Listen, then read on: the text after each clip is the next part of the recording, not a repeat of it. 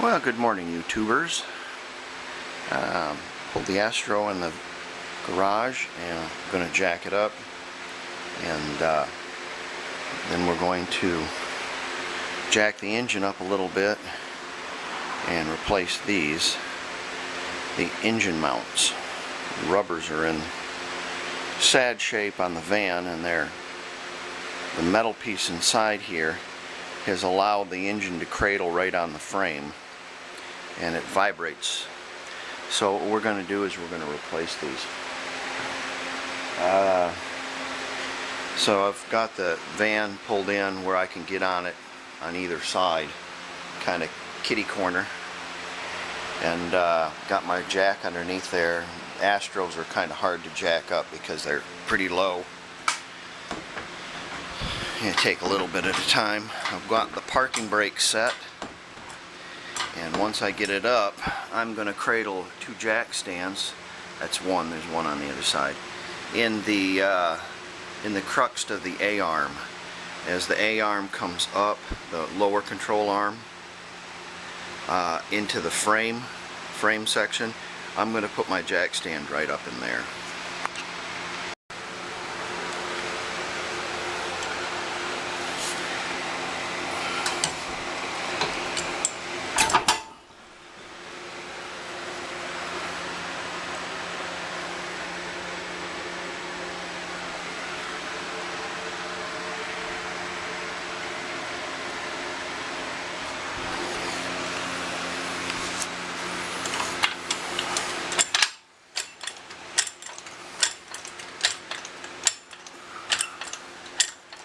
I never let my jack off if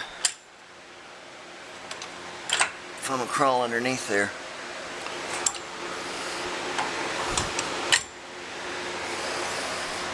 So I have 3 points before I go and crawl underneath there. Before you go and crawl underneath the vehicle, do this too. Make sure it's not going to go anywhere.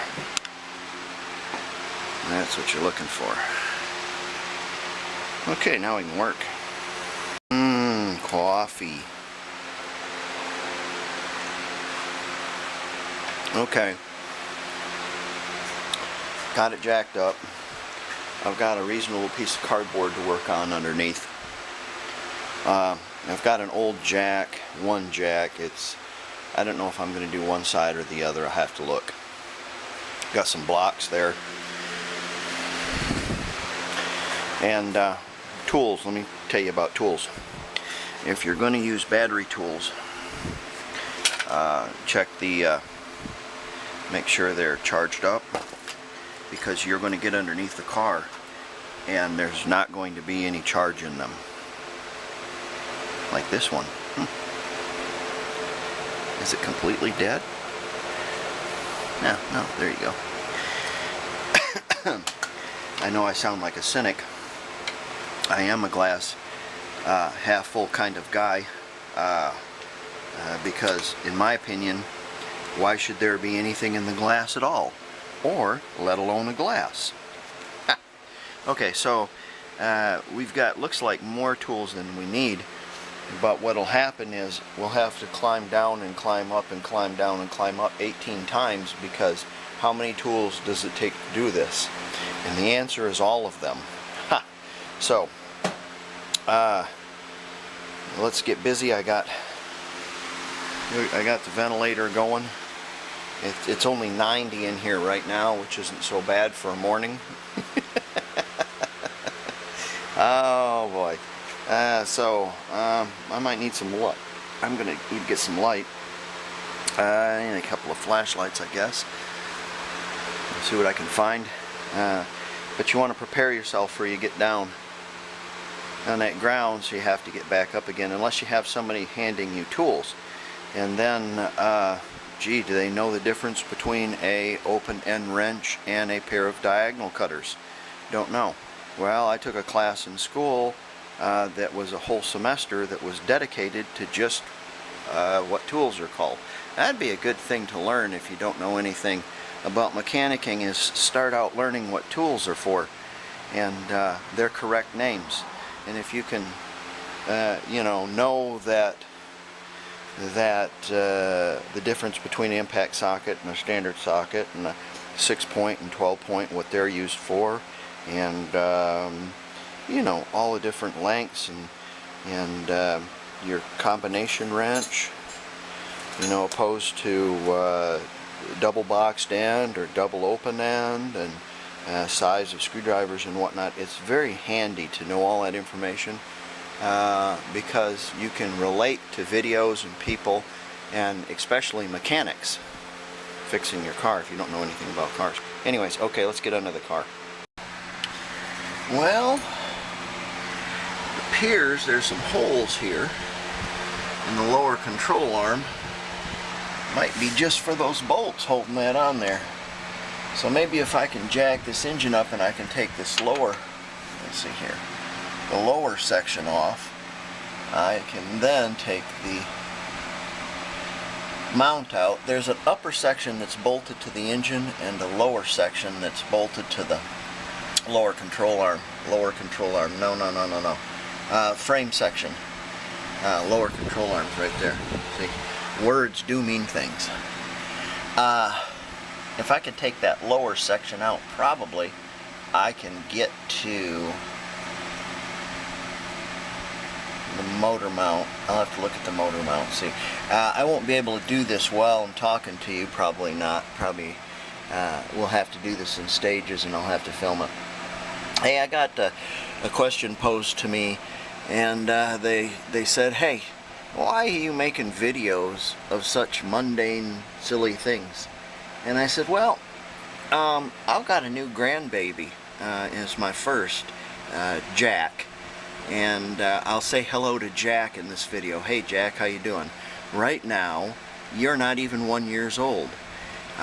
But you will be able to, in 20 years, you know, I might be dead tomorrow. I don't know, I'm just saying. And he'll be able to look at the exploits of Grandpoop and see what he's doing. You know, so see what I was up to and see the crazy old man I was. Ha! So, you know, and that stuff will be out there probably for a long, long time. And, you know, 20 years from now he can look at that and say, hey, I've got video of Grandpoop doing this and this and this. How many people have video of your grandfather? I know I don't have any. Alright, let's get working.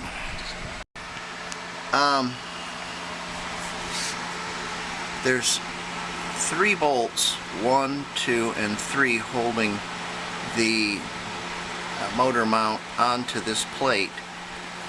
But there's also 3 points. 1 that you can get through this hole here. 2 that you can get through this hole. And I'll have to look over on the other side when I get in the front. I think I'm going to take these out. These look much less difficult. And then unbolt that. Excuse me. And jack the engine up, and this thing should slide out and we'll be able to come out this way, I think. I think that'll work. Naturally, I didn't bring my 3/8 ratchet with me under here, so I have to crawl back out. Don't just get one ratchet though.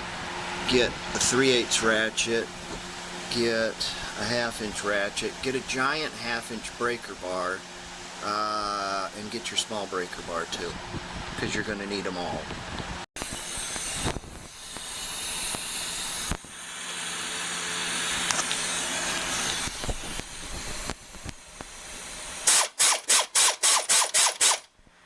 Get a wrench on that. I had to get out one more time. I forgot my magnet.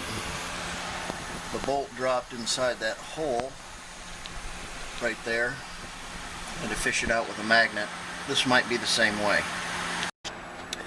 Okay, safety third, kiddies. 1, 2, 3. Ha ha ha. Okay, I've got myself a jack. An old screw jack, and I've got it up on the exhaust manifold flange there that's attached to the engine, and I was able to jack it up enough to get that out. And there it is in all its glory. Let's take it outside And we'll put that in there and put it back up in there, and we'll be done with one. By the by, there's screws right there. Screws, listen to me. Bolts and nuts. And if you loosen them a little bit, it'll let your transmission come up too, so you'll have a little bit more slack.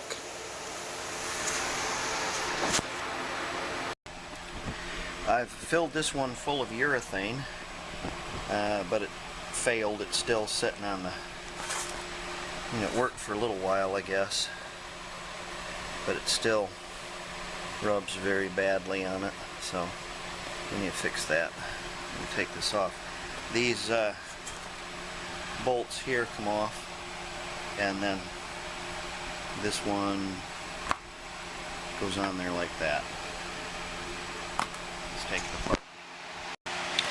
It's highly possible that if I had taken this off, taken the center out of that, and filled it in with urethane, and then let it set good, it would probably work, because that urethane, that liquid urethane that you bond windshields in with, gets hard. And it would probably have worked for a while. It did work for a little while until it come back down. I just don't think it set long enough. But you'll be hard pressed to find one of these that costs more than $10. So I think I bought these for $6 on Rock Auto.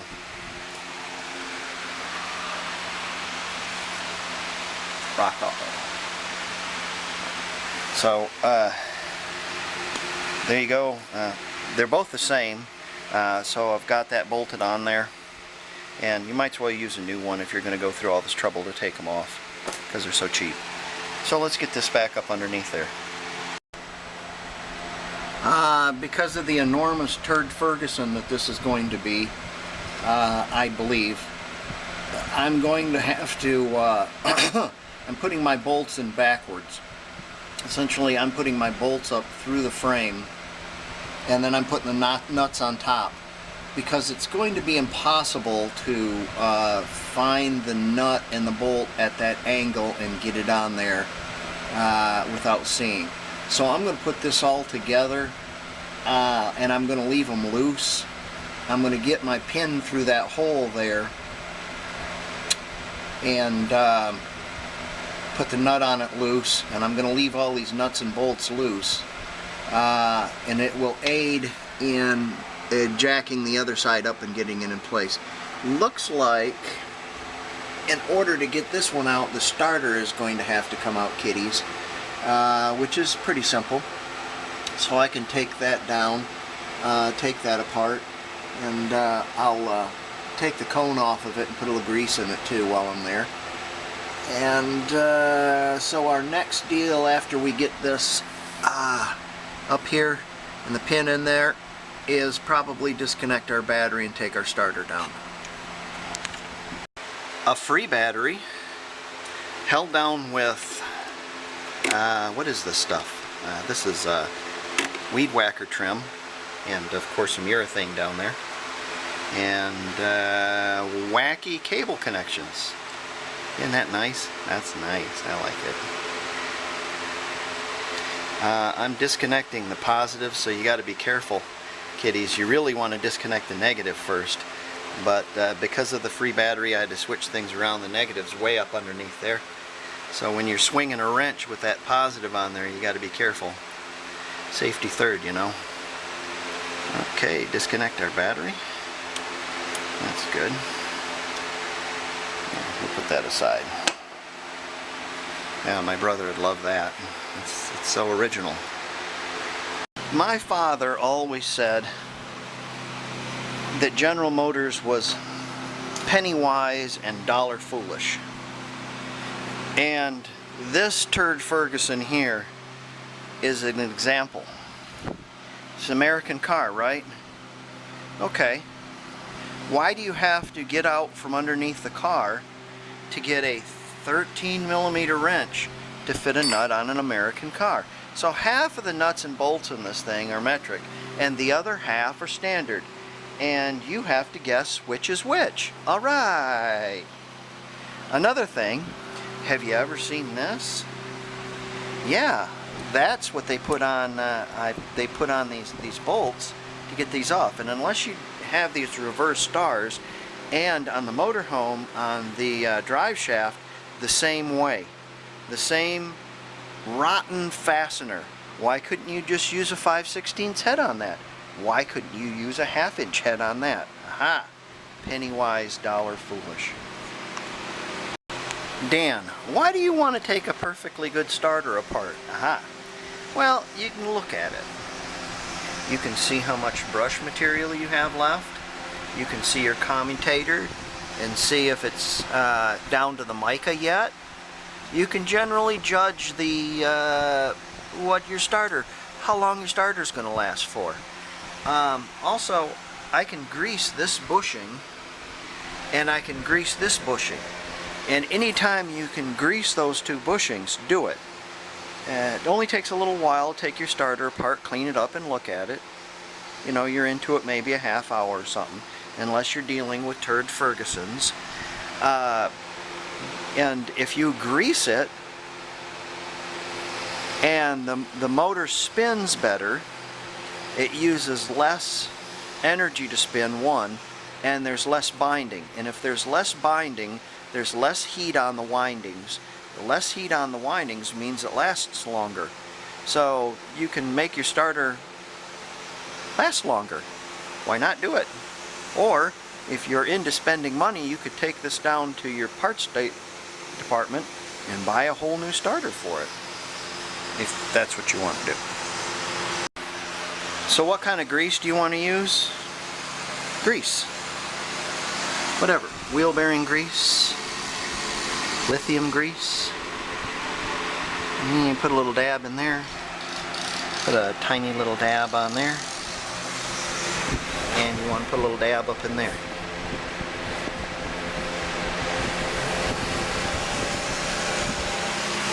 Then you put it back together.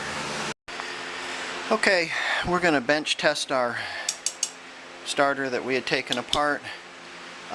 If you have parts left over, you did it wrong. The nut there goes on the solenoid here. So if you have parts left over, you did it wrong. Go look at what you did wrong. I've got the positive on there, positive and negative on my battery. Since it's grounded to my metal table, I should be able to ground that, and I should be able to touch the positive to the starter switch, and it should run the starter. Should. And it doesn't. Why? There she goes.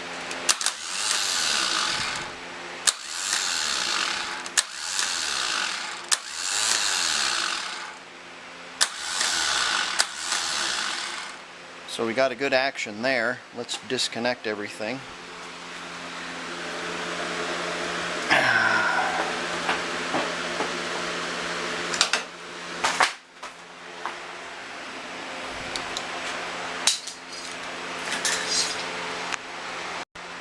Somebody's been in here before. I wonder who.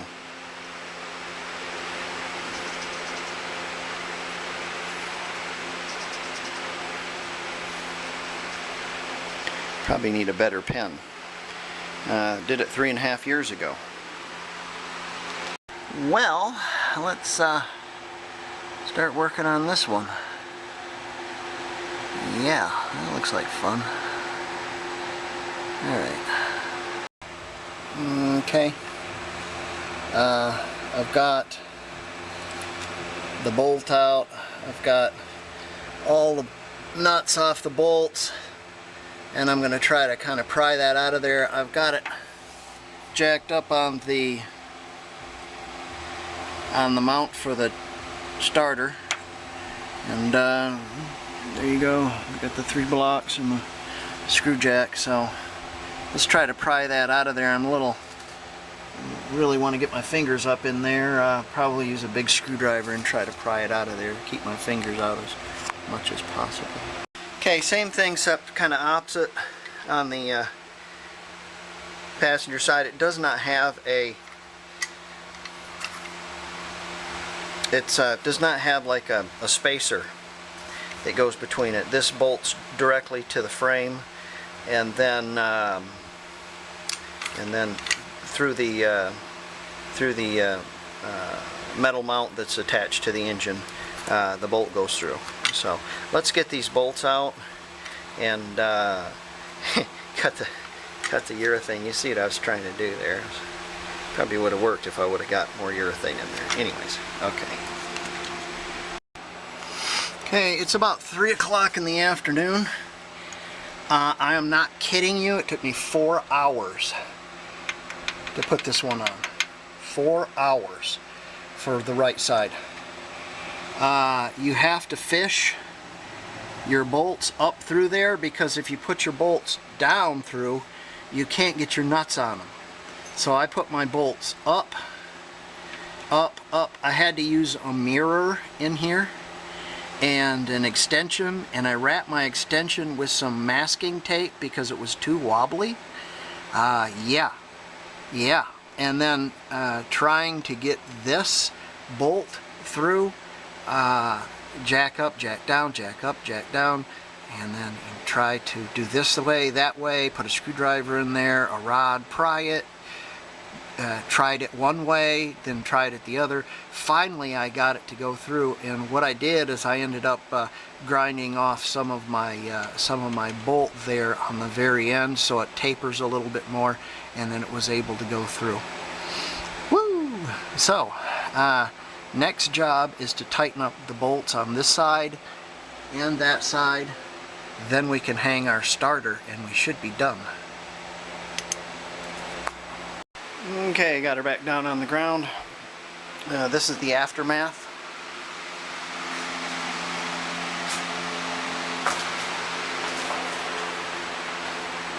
Let's get in her and see what happens.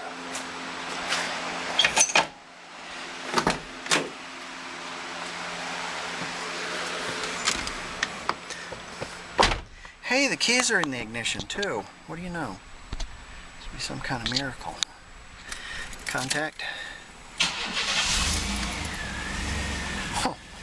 Oh, smooth. Smooth. Oh, that's smooth.